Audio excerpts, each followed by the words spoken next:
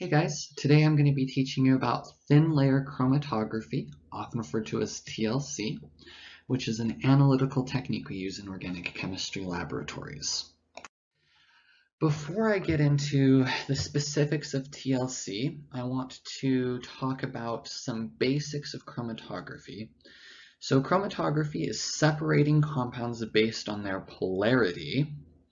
And in this class, we're going to go over three main types of chromatography. The first is thin layer, which I'll be talking about today. The other types are gas phase chromatography and liquid phase chromatography. However, all types of chromatography have a couple of things in common. So in all chromatography, you're going to have a stationary phase. This is going to be a compound that doesn't move, but can have interactions with your compound. So it can experience intermolecular forces. Sometimes this will be a polar compound that will have strong intermolecular interactions with other polar compounds.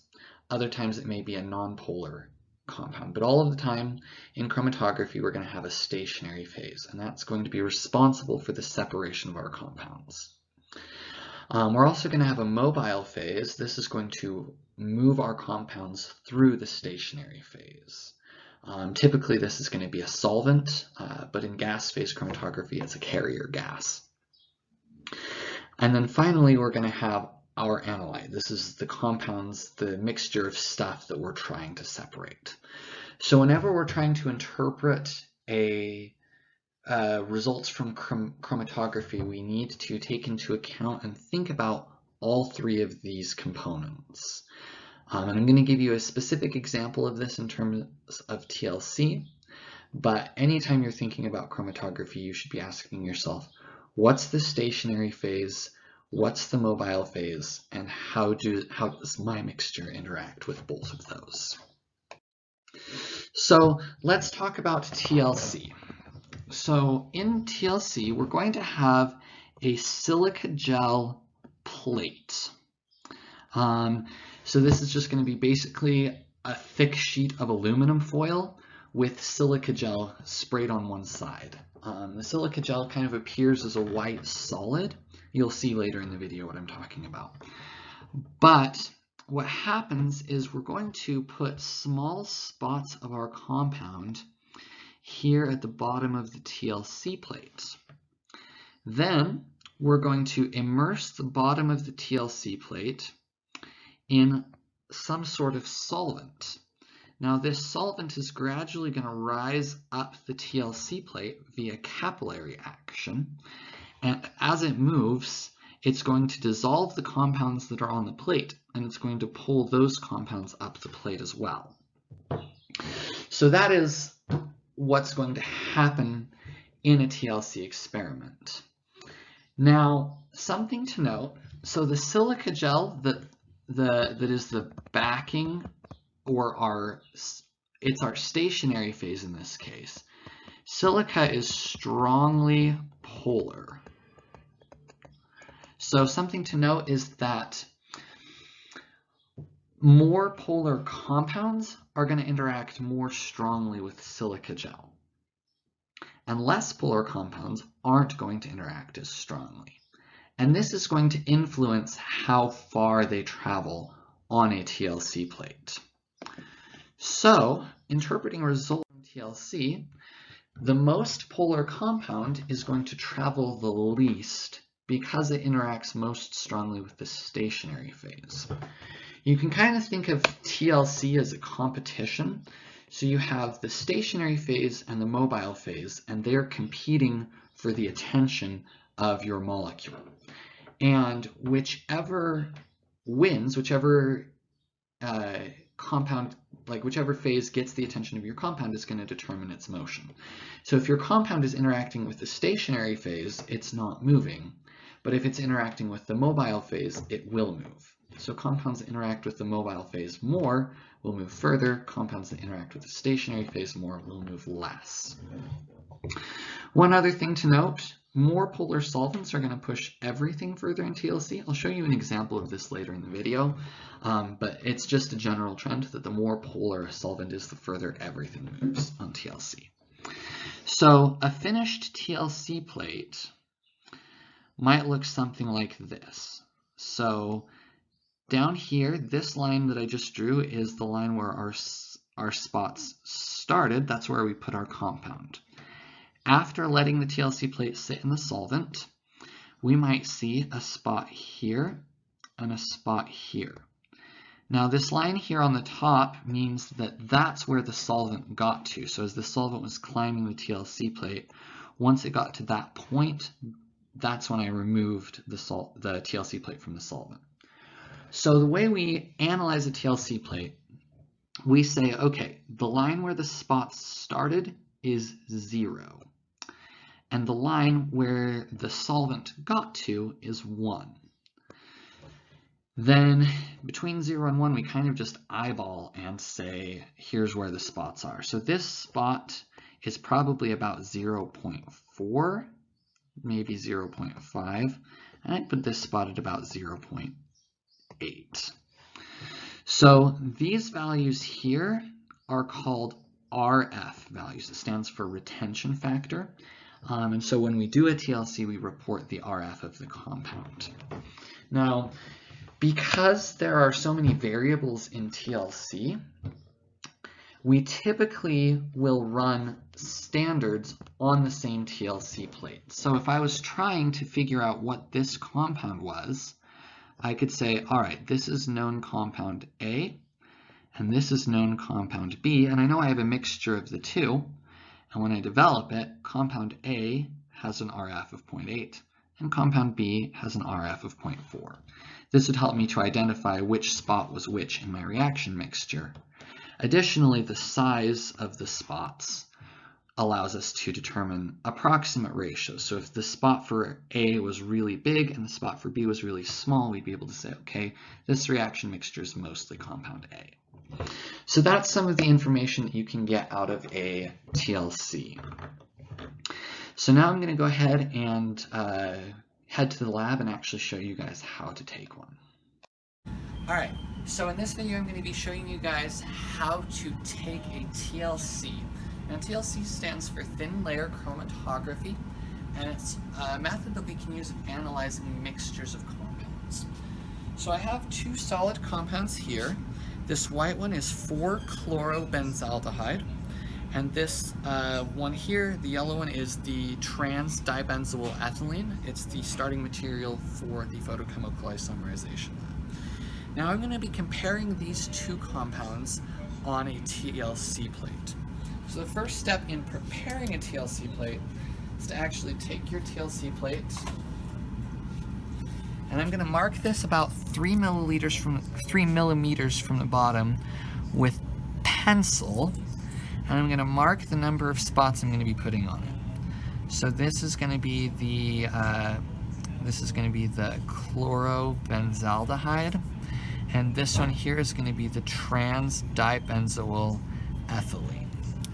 So I'm going to go ahead and take these two compounds, and I'm actually going to go ahead and dissolve them both in just a little bit of methylene chloride, or any other organic solvent that will dissolve them. It really doesn't matter which solvent you use, it just needs to be able to dissolve the compounds. So I'm going to go ahead and just add a little bit of methylene chloride until it dissolves. Same thing over here. We just need it to dissolve to be able to transfer it over to the TLC plate. So now that the compounds are dissolved, I'm going to take these open capillary tubes. They're open at both ends, and I'm just going to go ahead and take a little dot of the solution. Now you'll notice a little bit of the solution gets up into the tip of the capillary tube. Now I'm going to go ahead and shake out about half of that, so I've only got a tiny amount left, and then I'll go ahead and touch it to the TLC plate and let the liquid wick out onto the TLC plate. So you'll notice there's a nice spot there on CBA. Now I'm going to do the exact same thing with the other end of the tube for the trans-dibenzoyl ethylene. And once again, just put a tiny little spot there. That one's yellow, so you can see it a little easier. You can see that there is indeed a spot there on the TLC plate. Okay. So the principle of a TLC, we're going to take this and we're going to dip the very bottom of this plate in some solvent, and the solvent is going to climb up the plate by capillary action. Now, as the solvent moves up the plate, the compounds that I just spotted on the plate are going to move with it based on their polarity. So the silica plate is polar, and the solvents are going to be less polar, and the interaction between the TLC plate, the solvents, and the compounds is going to determine how far they move, like I explained earlier in my lecture, in the lecture portion of this video. So to develop this TLC plate, I have a developing chamber here with a little bit of methylene chloride in the bottom. I'm going to very carefully take this TLC plate, and I'm going to actually just immerse the very bottom of that in the methylene chloride in here. So I'm just going to take this and I'm going to gently set it down in the bottom, and then I'm going to cap it, because capping the developing chamber increases the speed at which the solvent will climb up the plate. So now, as you're watching, you can see that the solvent is starting to climb up the plate, and so we're just going to let it run until it's about 3 millimeters away from the top of the plate. Alright, so as you can see, the solvent is now near the top of the TLC plate, so I'm going to go ahead and pull this TLC plate out of the developing chamber. And I'm going to mark the point where the solvent got to with my pencil. And then I'm just going to wait for the residual solvent to evaporate off of this. So the reason that we mark in pencil and not pen is because pen would be soluble in the organic solvents that we're using, so the pen would run up and smear and totally contaminate the TLC plate. But pencil fortunately doesn't do that. So now that the solvent has evaporated, we can actually take this and we're going to go visualize it under a UV lamp. So many organic compounds absorb UV light, and the silica gel on here has been has fluorophores in it as well, so that anywhere that there's not an organic compound, it'll glow green under the UV light. So as you can see, the TLC plate is green except for the dark spots where the compounds are. So you'll notice this spot here is the one for the chlorobenzaldehyde, and this spot here is the one for the trans-dibenzoyl ethylene. You'll notice there's a little bit of contamination in the trans-dibenzoyl ethylene. Not sure what it is, but there's something else there. But what we can conclude here is that this spot here for the chlorobenzaldehyde is higher on the TLC plate than the center of the spot for the trans-dibenzoyl ethylene. So we can conclude that the chlorobenzaldehyde is less polar because it traveled further.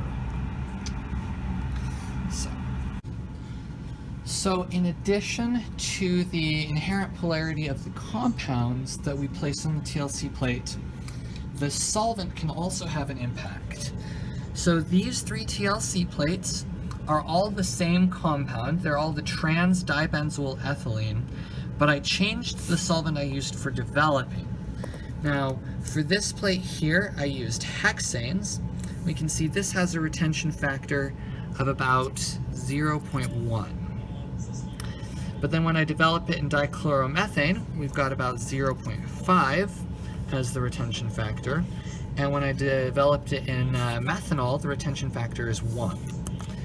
So you can see that as the solvent polarity increases, the amount that the spot travels also increases.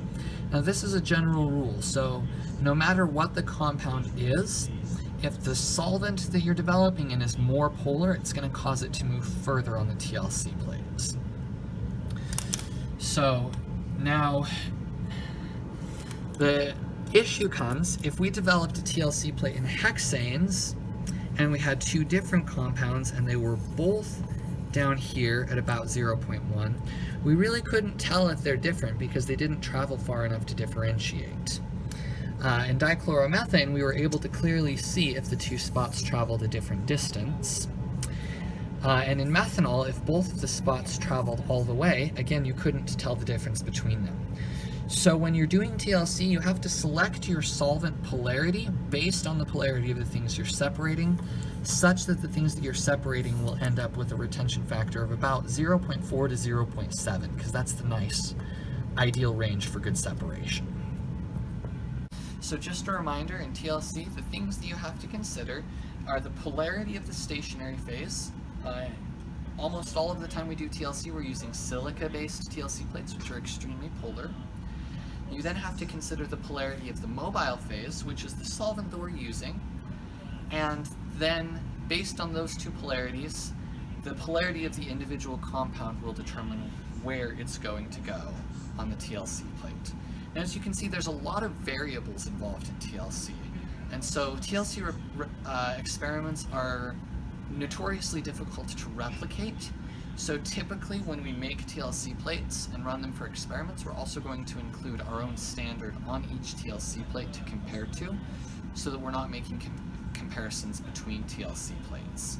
That just allows us to remove some of the variability of TLC experiments and allows us to be able to get more reproducible results. So